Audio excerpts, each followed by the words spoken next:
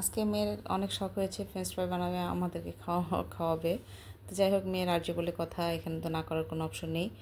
মেয়ের আর্জি তো অবশ্যই রাখতে হবে, এই জন্য আমি আলুগুলো ছিলে দিলাম। ও এখন ধুয়ে নিচ্ছে, ধুয়ে এখন হচ্ছে একটু সিদ্ধ করে নিতে হবে, যেহেতু তার আগে অবশ্য কেটে নিতে হবে। তো আমার মেয়ে যেহেতু এর আগে ওরকম রান্নাঘরে কোনো কাজ ওরকম করেনি বা করা হয় না, দেখা যায় মোটামুটি যতটুকু পারি আমি করে ওদেরকে খাওয়ানোর চেষ্টা করি, কারণ আসলে তো ওরা ওরকম সময় পায় না। আমাদের মায়েরা যেরকম আমাদেরকে রান্নাঘরে যেতে দেয়নি, আলহামদুলিল্লাহ বিয়ের পর নিজে নিজে সব শিখে ফেলেছি।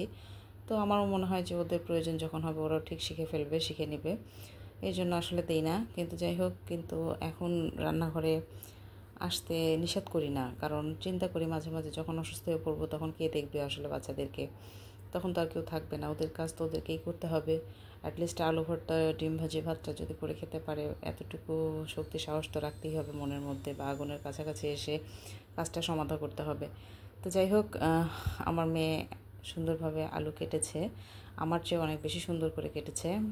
তো কাটা হয়ে গিয়েছে। এখন মেয়েকে বললাম যে এভাবে ফ্রাই প্যানে দিয়ে একটু হালকা ভাপ দিয়ে যেহেতু নিতে হবে, একটু অল্প একটু পানি দিয়ে ভাপিয়ে নাও, তারপরে আসলে প্রসেসিংটাতে আমরা যাব। আসলে মাইলস্টোনের ঘটনা থেকে আমার মনে হয় আগুন থেকে বাচ্চাদের দূরে সরিয়ে রেখে লাভ কী, তাদেরও আগুনের কাছাকাছি যাওয়া দরকার।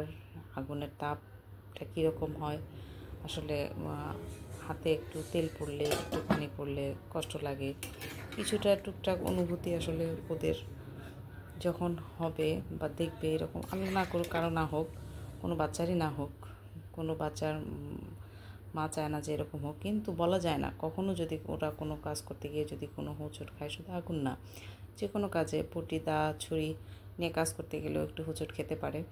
সেই জিনিসগুলো অবশ্যই তো আমরা সবসময় ফলো আপ করি বা ফলো আপ করার চেষ্টা করি, আলহামদুলিল্লাহ কারো বাচ্চার বা আমাদের নিজেদেরও যেন এরকম ক্ষতি না হয়। কিন্তু তারপরেও আসলে শেখা দরকার, নিজের প্রয়োজনে, সবার প্রয়োজনে, পরিবারের স্বার্থে আসলে কিছু কিছু কাজ জেনে রাখা ভালো। তো যাই হোক, আলু তো মোটামুটি সেদ্ধ হয়ে গেছে, হালকা ভাপ দিয়ে নিয়েছি যেন ভিতরে শক্ত ভাবটা না থাকে। এখন একটু পানি ঝরিয়ে নেওয়ার পরে মেয়েকে বললাম, এই যে নাও বেসনের কৌটা, এই যে নাও চালের গুঁড়োর কৌটা, সব নাও, তুমি নিয়ে নিয়ে দাও। আমি একটু হলুদ, লবণ, মরিচের গুঁড়া এগুলো দিয়ে দিয়েছি, একটু মশলার গুঁড়ো দিয়েছি। এখন বললাম এই কাঠের খুন্তিটা দিয়ে একটু হালকা মাখিয়ে নাও। তো মেয়ে আমার ভয় পাচ্ছে, ভাবছে ভেঙেই না যায়। তো আমি একটু হাত লাগিয়ে করে নিলাম।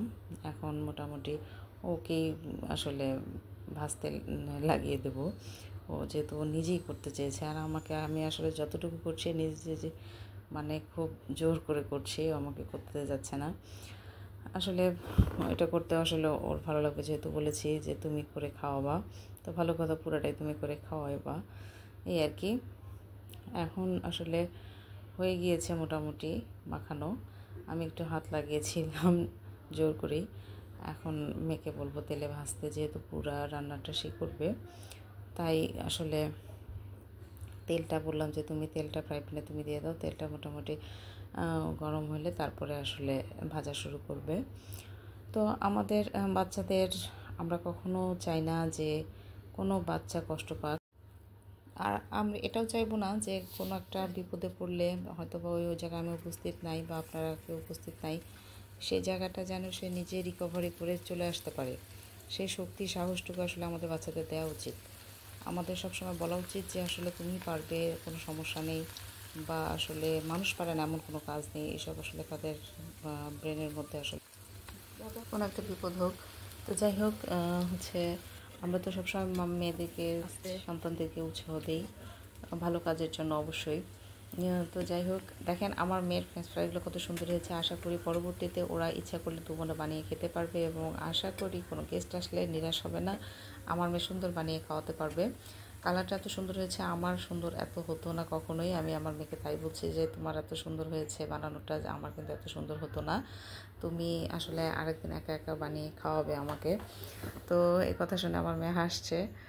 তো যাই হোক, আমরা সব সময় ভালো থাকার চেষ্টা করব, ভালো কাজে বাচ্চাদেরকে উৎসাহ দেব, আর হচ্ছে ওদেরকে টুকটাক যতটুকু পারি বাসার মানে যতটুকু কাজ আছে ওদের উপর ছেড়ে দেব, তাহলে আসলে ওরা বুঝতে পারবে যে আসলে জীবনে শুধু পড়াশোনাটাই না, অনেক কাজের প্রয়োজন আছে, অনেক কিছু জানা দরকার আছে।